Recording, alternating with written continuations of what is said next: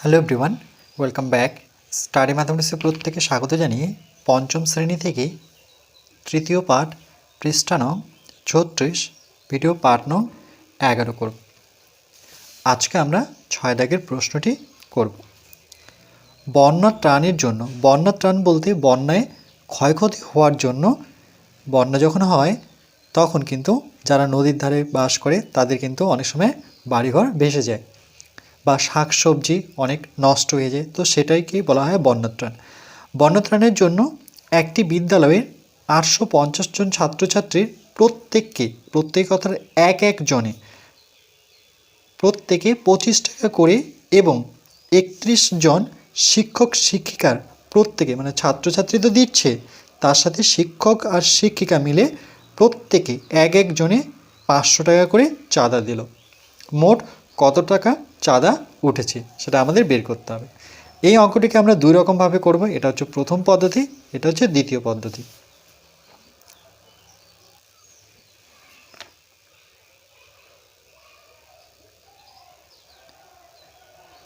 প্রথম পদ্ধতি, তাহলে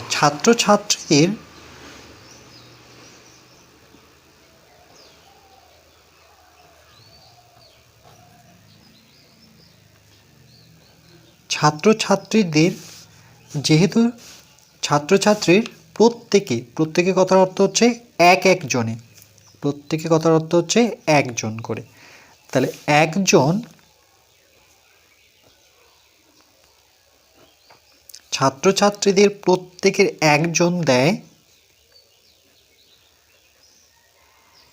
একজন দেয় কত টাকা করে? ২৫ টাকা। ২৫ টাকা। তাহলে এরকম কতজন ছাত্রছাত্রী রয়েছে? ৮৫০ জন। তাহলে আমরা লিখব ছাত্রছাত্রীদের ৮৫০ জন, বা এভাবে লিখতে পারি ৮৫০ জন ছাত্রছাত্রী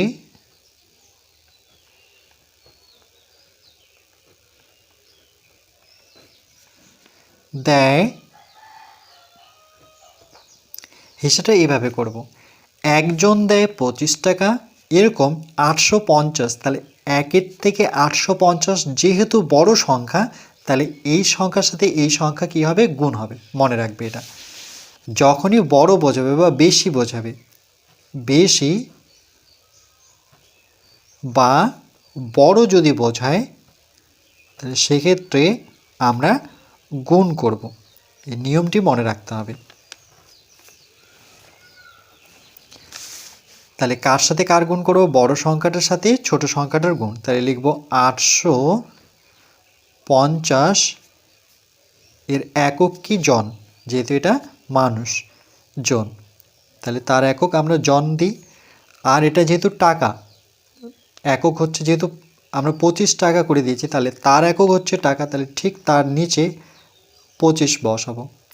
এটার একক লিখব টাকা, যেহেতু এটি পয়সার হিসেব। এবার গুণ করব।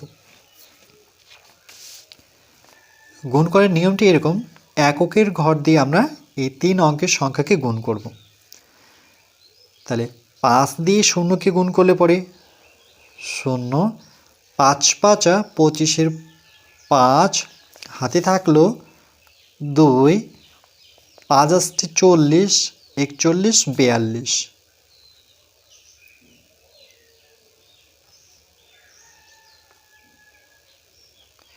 ৪২, ৪,২৫০ টাকা। কি করেছি এখানে ব্র্যাকেটে আমরা দেখাবো যে এটা আসলো কোথার থেকে?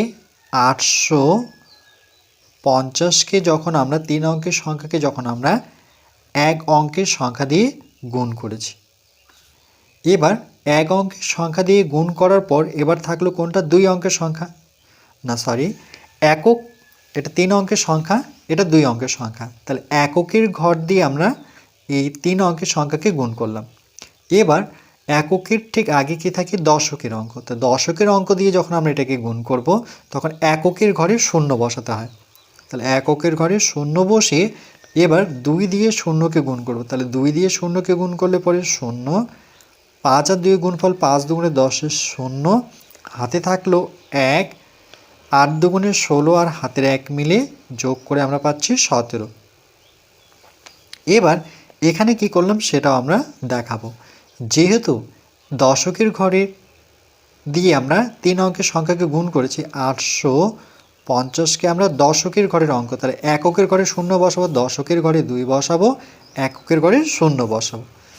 এবার যোগ করব, 0 0 যোগ করলে পরে 0, 5-এর সাথে 0 যোগ করলে পরে 5, 2-এর সাথে 0 যোগ করলে পরে 2, 4 আর 7 যোগ করলে 11-র 1, হাতের 1। তাহলে কত পেলাম, একক, দশক, শতক, হাজার।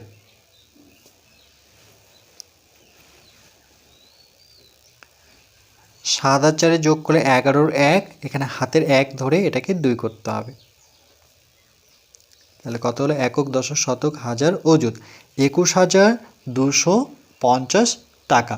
তাহলে আমরা এভাবে লিখব যে সুতরাং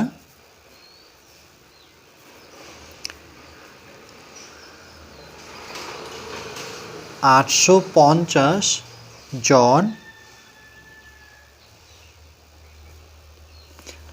ছাত্রছাত্রী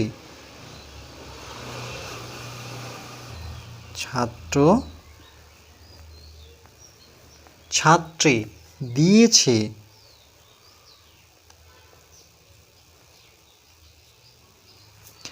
850 জন ছাত্রছাত্রী দিয়েছে, কত টাকা দিয়েছে, এই টাকাটা 21,250 টাকা।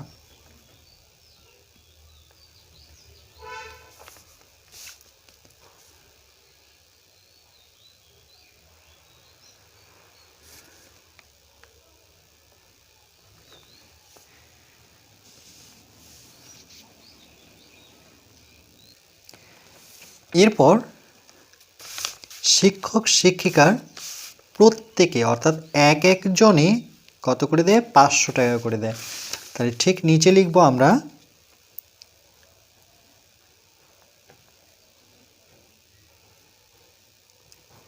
একজন শিক্ষক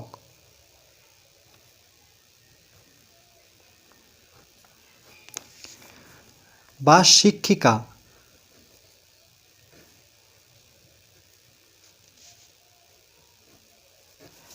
একজন শিক্ষক বা শিক্ষিকা দেন, কত করে দেন, একজনে 500 টাকা করে।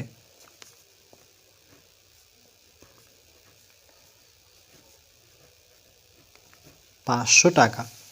এরকম কতজন শিক্ষক শিক্ষিকা ছিলেন, 31 জন। তাহলে ঠিক নিচে বসাবো 31 জন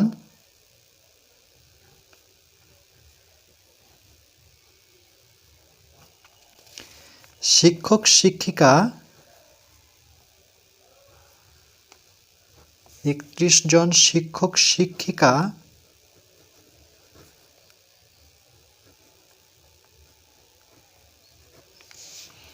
দেন একজন, এখানে দেখো একজন, এখানে সংখ্যায় যদি লিখতাম তাহলে 1 লিখতাম, তাই তো, একজন শিক্ষক বা শিক্ষিকা দেন 500 টাকা। একজন, তারপরে কতজন, 31 জন। 1-এর থেকে 31 যেহেতু বড় বা বেশি থাকলে কি হবে, গুণ হবে, কার সাথে গুণ হবে, 31 গুণ হবে 500-র সাথে। তাহলে বড় সংখ্যাটা প্রথমে বসাবো, 500 আগে, তারপরে ঠিক তার নিচে আমরা 31 গুণ করব। আর এখানে 500 একক দেব টাকা, আর 31 হচ্ছে জন।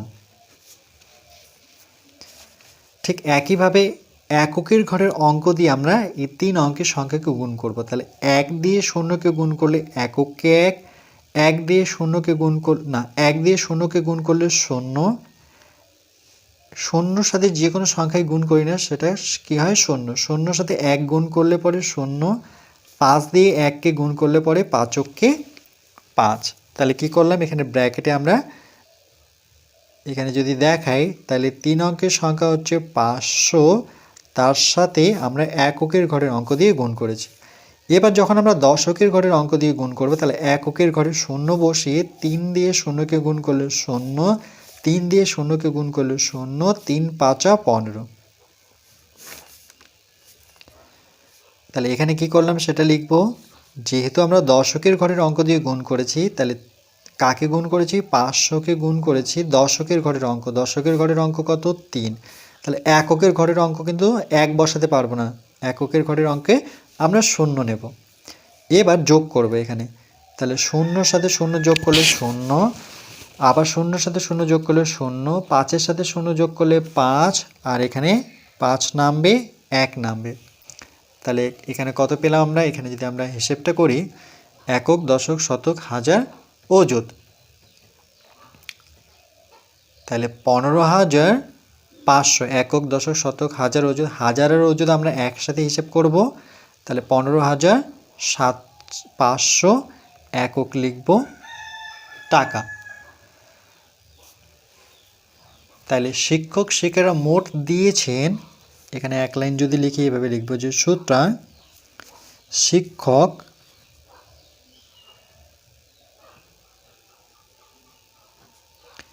শিক্ষিকারা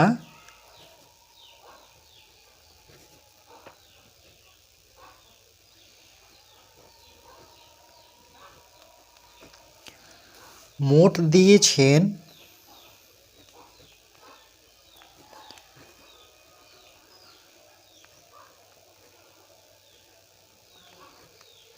শিক্ষক শিক্ষিকারা মোট দিয়েছেন, না শিক্ষক শিক্ষিকারা দিয়েছেন, মোট লিখব না, শিক্ষক শিক্ষিকারা দিয়েছেন কত, 15,500 টাকা। বা মোটও লিখতে পারি, যে শিক্ষক শিক্ষিকারা মোট দিয়েছেন সেটা লিখলেও অসুবিধা নেই। যেমন এটার ক্ষেত্রে ছিল যে 850 জন ছাত্রছাত্রী দিয়েছে এত টাকা, তাহলে শিক্ষক শিক্ষিকারা দুজনে মিলে, তো মোট কথাটা আমরা লিখতে পারি যে শিক্ষক শিক্ষিকারা দিয়েছেন, যেহেতু কেটে দিয়েছি আর লিখছি না আমরা, 15,500 একক লিখব টাকা।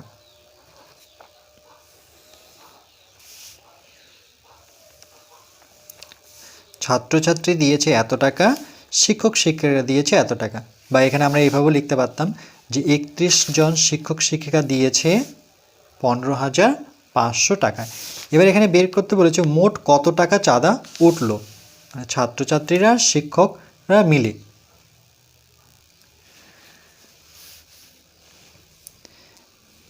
লিখব ছাত্রছাত্রীরা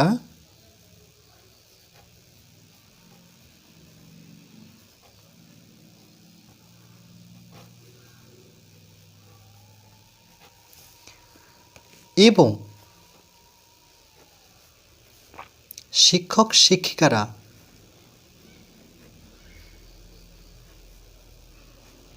শিক্ষক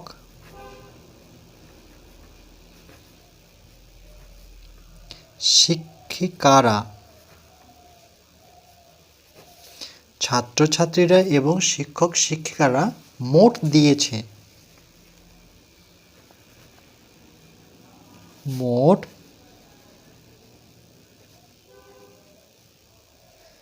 দিয়েছেন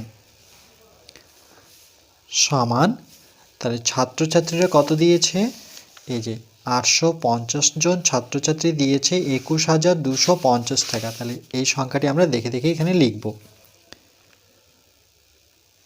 21,250 টাকা। আর যেহেতু মোট, তাহলে এখানে যোগ চিহ্ন দিয়ে আমরা শিক্ষক শিক্ষিকারা দিয়েছে কত, সেটা দিয়েছে 15,500 টাকা, 15,500 টাকা।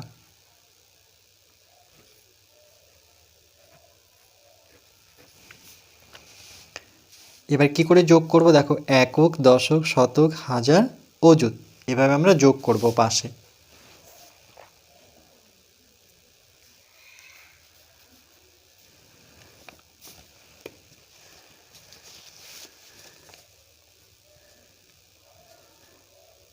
একক, আচ্ছা শর্ট ফর্মে লিখি, একক, দশক, শতক, হাজার, 1 2 3 4 5 অঙ্কের সংখ্যা যেহেতু একক, দশক, শতক, হাজার, অযুত। পুরোটা লেখার প্রয়োজন নেই, এ ফর একক, দশক, শতক, হাজার, অযুত। এবার এককের ঘরে বসাবো 0, দশকের ঘরে 5, শতকের ঘরে 2, হাজারের ঘরে 1, অযুতের ঘরে 2। এককের ঘরে 0, দশকের ঘরে 0, শতকের ঘরে 5, হাজারের ঘরে 5, অযুতের ঘরে 1। শূন্যর সাথে 0 যোগ করলে 0, 5-এর সাথে 0 যোগ করলে পরে 5, 5-এর সাথে 2 যোগ করলে পরে 7, 5 আর 1-এ যোগ করলে 6, 2 আর 1-এর যোগফল হচ্ছে 3। একক, দশক, শতক, হাজার, অযুত। মনে রাখবে হাজার আর অযুত এই দুটো সংখ্যা একবারে বলবো, উচ্চারণ করবো। তাহলে কত হলো? 36, যেহেতু হাজারে আছে এটা পুরোটা হাজার হয়ে গেল, 36,700। আর একক আর দশককে একসাথেই ধরতে হয়, তাহলে 50 বলবো, 36,750। তাহলে উত্তরটি এইভাবে লিখতে হবে যে সুতরাং মোট চাঁদা উঠেছে, মোট চাঁদা উঠেছে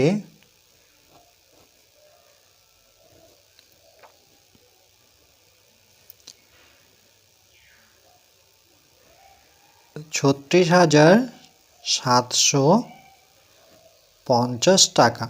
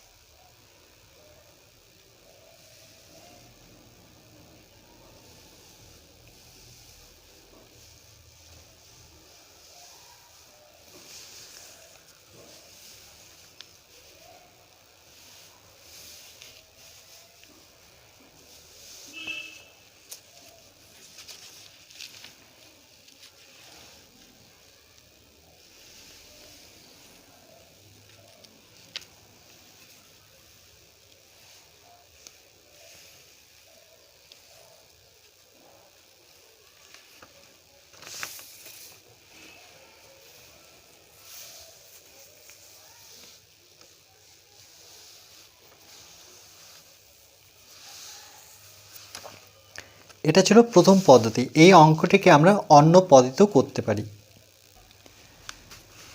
এরপর দ্বিতীয় পদ্ধতি।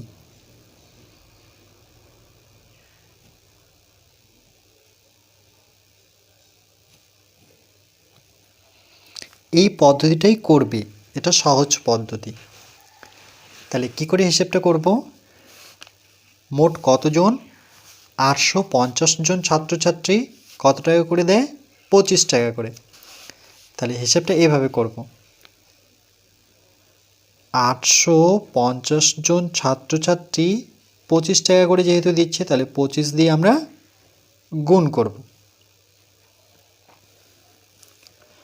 5-এর সাথে 0 গুণ করলে পরে 0, 5 5 25-এর 5, হাতে থাকলো 2, 5 আসতে 40 আর 2 যোগ করলে পরে 42।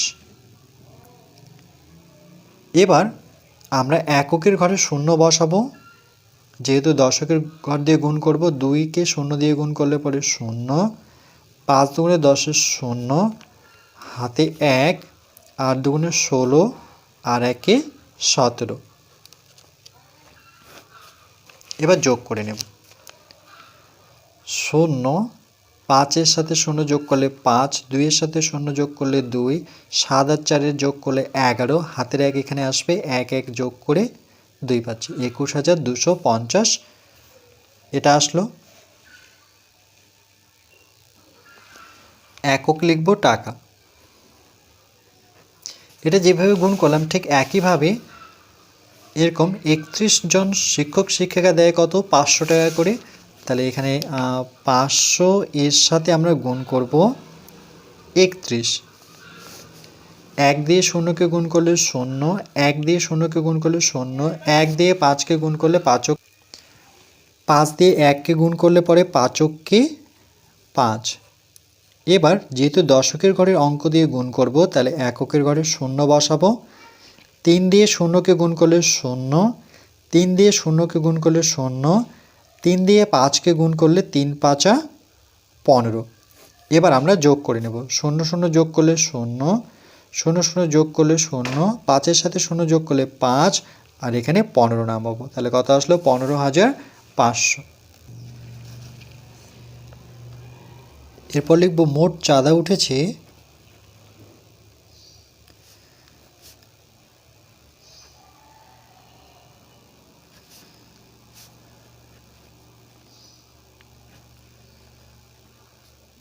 সমান, প্রথমে ছাত্রছাত্রীরা দিয়েছে 21,250, আর শিক্ষক শিক্ষিকারা দিয়েছে 15,500। 15,500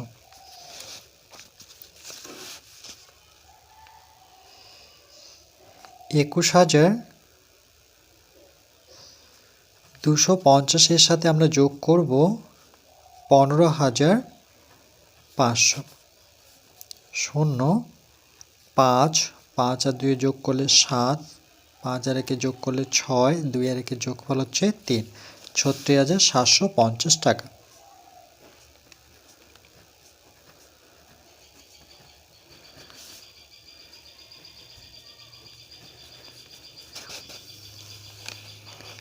আমরা এভাবেও কিন্তু করতে পারি অঙ্কটি।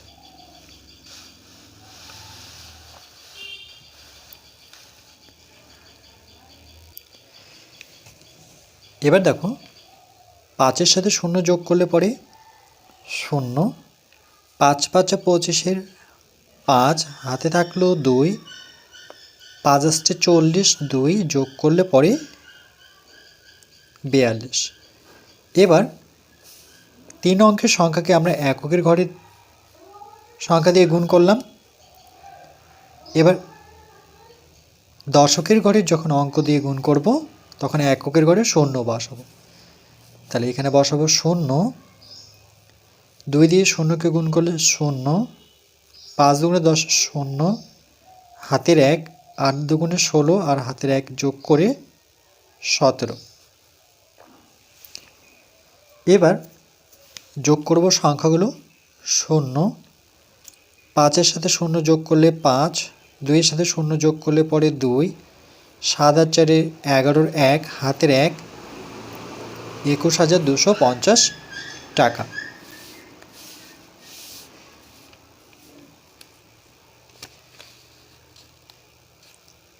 একজন শিক্ষক শিক্ষিকা দেন 500 টাকা, 31 জন শিক্ষক শিক্ষিকা, তাহলে 31 জন শিক্ষক শিক্ষিকা দেন,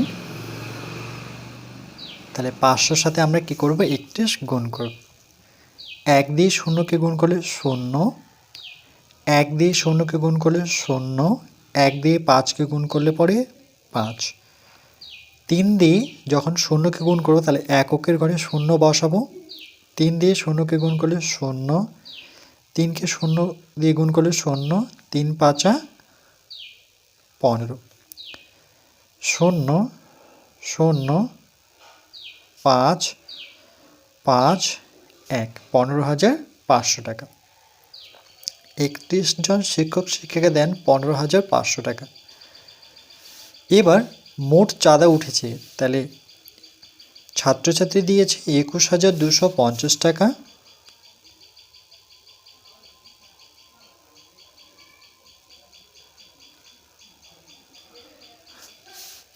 শিক্ষক শিক্ষিকা দিয়েছেন 15,500 টাকা।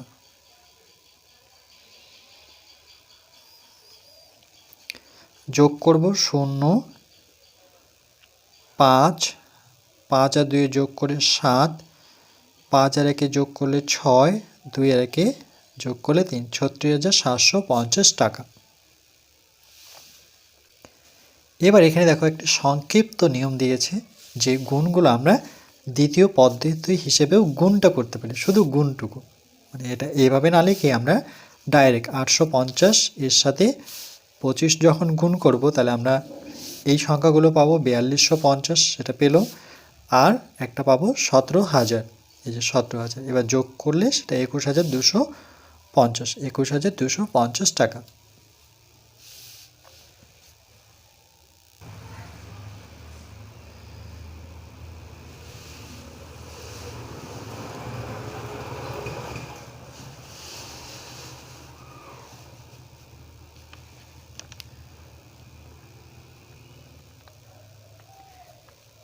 এরপর পরবর্তী পার্ট নাম্বার 12তে আমরা